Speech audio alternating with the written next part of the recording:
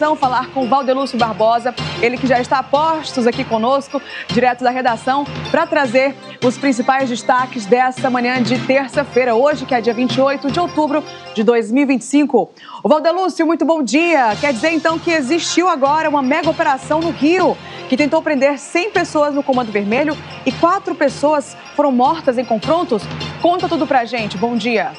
Muito bom dia para você, Ellen, Nayana, toda a audiência que acompanha o Revista. Falamos ao vivo da redação do Grupo Eu Norte de Comunicação e essa operação é uma mega operação, na realidade, Ellen, está acontecendo na manhã desta terça-feira lá no Rio de Janeiro, mobilizando mais de 2.500 agentes de segurança pública que visam aí cumprir esses 100 mandados de prisão e 150 mandados de busca e apreensão. Até o balanço parcial, divulgado agora há pouco, 4 suspeitos acabaram mortos no confronto com os policiais e, até o momento também, 23 homens já foram presos. Um policial do BOPE também foi baleado de raspão na perna. 3 inocentes acabaram também sendo alvejados, sendo um homem em situação de rua, uma mulher que estava na academia e um homem que estava no ferro velho. Até o momento, os policiais apreenderam 10 fuzis, 2 pistolas e 9 motocicletas. Como você disse, o objetivo principal desta operação é justamente prender traficantes que fazem parte da facção criminosa intitulada como Comando Vermelho. Esta é mais uma etapa da Operação Contenção, que é uma iniciativa permanente de combate ao avanço da facção por territórios do estado. Desta vez, as equipes foram para os complexos do Alemão e da Penha, um conjunto aí de 26 comunidades na zona norte do Rio de Janeiro, onde, segundo as investigações, se refugiam chefes do Comando Vermelho. Traficantes reagiram a tiros e com barricadas em chamas. Dezenas de colunas de fumaça podiam ser vistas de diversos pontos da cidade. A Polícia Civil afirmou que, em retaliação, os criminosos lançaram bombas com drones, como a gente vê aí nas imagens agora. Esses criminosos acabaram, então, lançando drones que lançavam bombas contra os policiais da Coordenadoria de Recursos Especiais, a Força de Elite da Polícia Civil do Rio de Janeiro, durante essa mega operação realizada lá nos complexos da Penha e do Alemão. Como eu disse, a última atualização mostra que 4 suspeitos haviam sido mortos em confronto, 2 eram da Bahia e outro do Espírito Santo. O secretário de Segurança Pública do Rio, Victor Santos, afirmou que a operação foi planejada com antecedência e não contou com o apoio do governo. Toda essa logística é do próprio estado. São aproximadamente 9 milhões de metros quadrados de desordem no estado do Rio de Janeiro. E a operação visa, então, tomar de volta essas regiões, esses territórios, porque em meio a toda a criminalidade, em meio a todo o convívio destes criminosos, existem ali sim pessoas de bens, trabalhadoras, pais de famílias, mães de família, estudantes, inclusive alguns, como a gente noticiou agora, foram alvejados nessa troca de tiros entre policiais e bandidos. É realmente uma situação alarmante lá no todo o estado, quanto na cidade do Rio de Janeiro.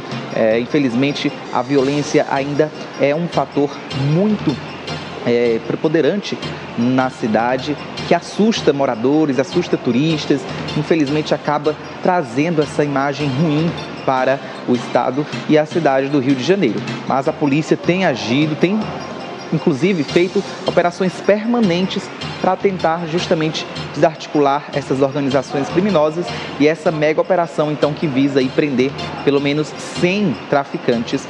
E aí a gente vai continuar acompanhando os desdobramentos, a operação segue, ainda deve durar durante toda a manhã e a tarde de hoje, e a gente vai trazendo atualizações tanto aqui na programação quanto no meionews.com, Ellen.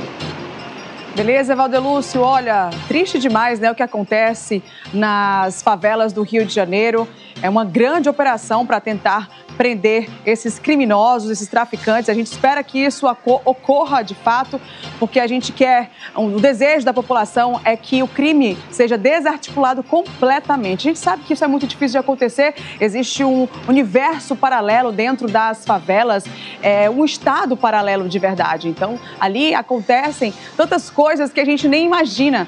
de fato, as pessoas que moram ali também, muitas são honestas, como você falou, Valdelúcio, muitas são trabalhadoras e acabam sendo atingidas por disparos que seriam para outras pessoas, acabam sendo atingidas de outras formas porque estão ali imersas naquele lugar, naquele antro que a gente pode até falar de perdição.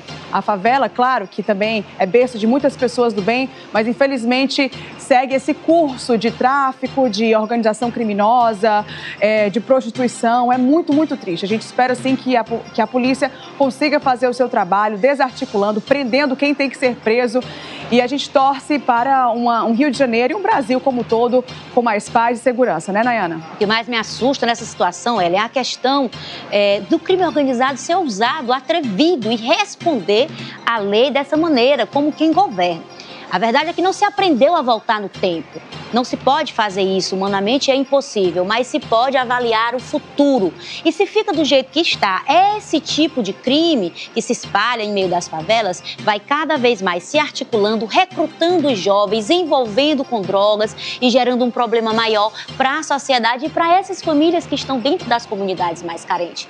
E ao contrário do que se diz e do que se imagina, é possível sim.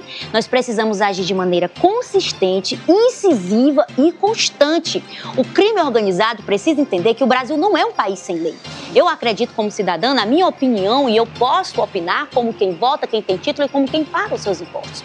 O que na verdade, está por trás do crime organizado são muitos interesses. E por isso, muitas vezes, esse crime não é combatido com a intensidade que deveria. Mas realmente o Valdelúcio tocou num ponto fundamental. A questão do medo das pessoas de se aproximar do Rio de Janeiro por conta da criminalidade. Uma cidade extremamente linda, turística, berço de tanta coisa boa quando em relação à cultura, não pode ser tomada por bandidos a ponto de isso minar o funcionamento de tudo que essa cidade pode trazer de potencial para os seus moradores. E olha, comecei essa fala a respeito do tempo. Sabe o que é que eu vejo com tudo isso, sabe, Valdelúcio e Ellen? Que os outros estados precisam já se posicionar contra o crime organizado, mesmo que a iniciativa desse movimento dentro dos estados ainda seja pequena, sabe, Ellen? Para que isso não cresça, não vire um monstro e a gente acabe acreditando que não é possível combater. Verdade. Então, hoje a gente está falando do Piauí, por exemplo, que tem feito um excelente trabalho no combate ao crime organizado, no combate ao tráfico de drogas. Nós temos inúmeras operações acontecendo, agora inclusive na capital Teresina, blitz constante, onde tem sido apreendido armas, drogas e pessoas que estão fora da lei têm sido enquadradas. E isso é fundamental. Nós temos um único estado no Brasil que não tem o crime organizado, então vamos nos espelhar. Agora eu não vou lembrar o nome do estado, se alguém puder me ajudar, mas vamos nos espelhar e tomar medidas para quê? Para que a gente não perca o fôlego e não seja sufocado pela criminalidade. Porque isso é muito triste. Um país da dimensão do nosso, com tantos impostos sendo cobrados e a gente não vê efetivamente os nossos estados livres de atitude como essa. Então, infelizmente, hoje no Rio de Janeiro, a proporção é tão grande do crime dentro das comunidades que essas situações precisam acontecer. E o crime reage. Os criminosos reagem de maneira intensa, abatendo policiais, abatendo cidadãos. O confronto fecha escolas. As escolas hoje estão fechadas para evitar determinadas situações mais perigosas para os alunos. E esse é o menor dos problemas. Porque se a gente calcular a longo prazo, não dizendo que esse problema é pequeno, esse prejuízo ainda vai ser muito maior. Porque vai ter muita vida de jovem que vai ser tirada das suas famílias, ceifados por conta do crime organizado e do uso de drogas. A situação é delicada, mas a gente precisa buscar e estudar como tem sido feito em outros lugares do mundo e o que realmente pode ser feito. O dinheiro dos impostos a gente tem para investir em segurança e calar o crime organizado no Brasil. É isso, Nayana. Valdelúcio, vai trazendo todas as atualizações desse caso para a gente.